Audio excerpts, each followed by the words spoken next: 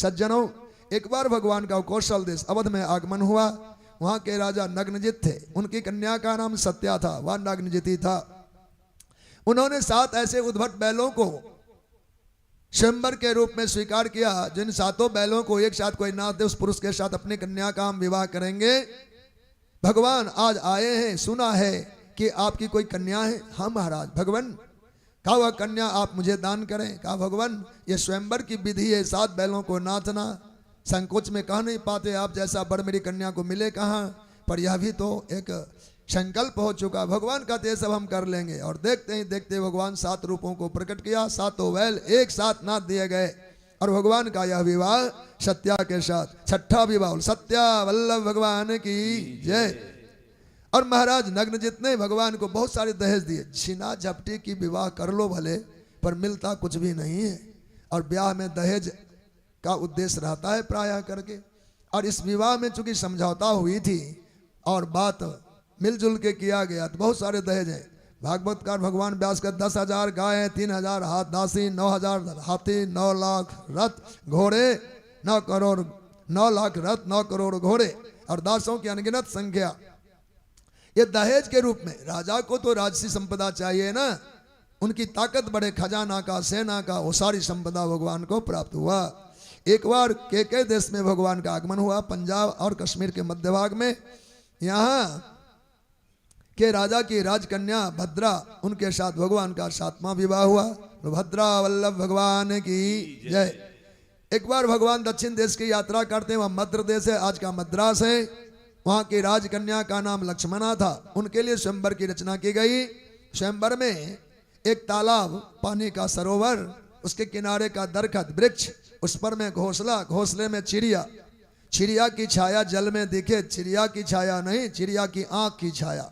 कोई ऐसा तीरंदाज, ऐसा वीर हो कि पानी में तो छाया पक्षी की देखे, देखे नीचे हाथ ऊपर की ओर उठा करके बाण मारे, पक्षी की आंख बेध देवे, उस वीर के साथ अपनी कन्या का हम विवाह करेंगे।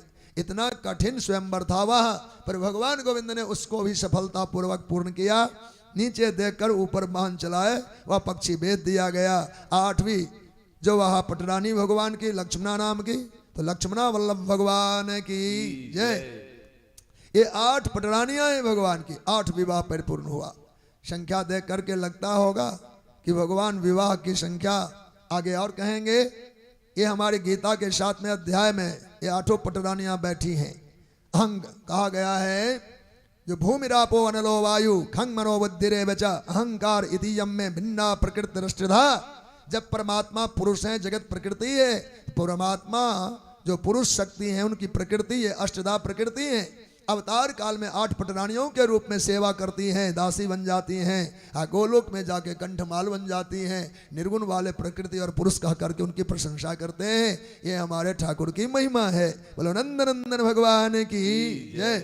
सज्जनों, एक बार भगवान की सभा में इंद्र देवता आते हैं और उन्होंने कहा, भगवान एक नरकासुर नाम का असुर है, जिन्होंने माता अदिति का कुंडल उतार लिया है, वरुण देवता के छत्र ले गए हैं, और जो सुमेरु नाम का पर्वत देवताओं का अधिकार का है, उनको भी अधीन कर लिया है। तो भगवान तत्काल ही नरकासुर के नगर की यात्रा करते हैं, साथ में अपनी पत्नी सत्यभामा जी को साथ ले जाते। 7 दुर्गों वाला पहले नगर हुआ करता था। भूदुर्ग, जल दुर्ग, निर्दुर्ग, वन दुर्ग आदि होते थे। मुख्य द्वार पर में एक घंटा टंगा हुआ था, वहां नोट लिखे थे, समान बल वाला कोई शत्रु आवे इस घंटा को एक बार बजा दे। आज तक घंटा बजा नहीं था, पर आज भगवान आए, घंटे को एक बार बजाया तो लगा नरकासुर को कोई समान बल वाला जरूर आया है। पर भगवान विलंब सहन नहीं करते, आतुर हैं। तो इतने में देरी जो लगी तो भगवान मंदिर की घंटे की भांति टन टन टन टन करने लगे। तो भयभीत हो गया राजा नरकासुर कि कोई प्रतापी वीर आया है, हमसे सबल है। तो उन्होंने मुर नाम के अपने सेनापति को सहस्रों सैनिकों समेत मुख्य द्वार पर भेजा और भगवान के साथ उसका युद्ध हुआ। सेनाओं समेत मुर का भगवान ने उद्धार किया। भगवान का नाम मुरारी हुआ। मुरारी भगवान की जय। पुनः भगवान नगर प्रवेश करते हैं। नगर में जाकर के भगवान ने नरकासुर का उद्धार किया। पृथ्वी माता प्रकट हो गई। भगवान हमारा ही पुत्र था, पर आताताई हो गया था। भगवान उसके बेटे भगदत्त को राजा बना देते हैं। भगवान ने जहाँ कहीं दिग्विजय की अथवा कहीं भी उद्धार आदि का भगवान ने उपकार किया जीवों का, कहीं धन लेने के लिए भगवान हमारे गए नहीं, धन का त्याग किया है। केवल परंपरा और व्यवस्था सनातन धर्म को सुसंस्कृत करने के लिए, धर्म की मर्यादा रक्षण के लिए भगवान ने युद्ध जीता है। उन्हीं के बेटे को राजा बना दिया, भगदत्त को। पुनः मंत्रियों को साथ लेकर राज की व्यवस्था देखने जब गए तो जितने घर नहीं थे उससे ज्यादा जेल खाने थे। ऐसा नगर जिसमें जेल खाने अधिक और नगर के रहने वाले लोगों के घर कम हो। गौर से देखने लगे तो वहां प्रत्येक जेल खाने में झरोखे से नवजुवतियां राजकुमारियां झांक रही थी। भगवान पूछते हैं आप सब बताएं ये राजकुमारियां इसमें बंदनी क्यों हैं? तो सेवकों ने कहा महाराज हमारा राजा नरकासुर संकल्प किया था 1 लाख राजकन्याओं को हरण करके लाएंगे और एक वेदी पर बैठ के विवाह करेंगे। इतना महत्वाकांक्षी, इतना बड़ा मनोरथ, तो आज आपने कृपा की। भगवान को दुख हुआ, इन सब को बलात्कार करके लाया गया है। कहा देवियों आप सब अपना अपने पिता का नगर का नाम बताएं, हम सकुशल आपको आपके नगर तक पहुंचाने की व्यवस्था करेंगे।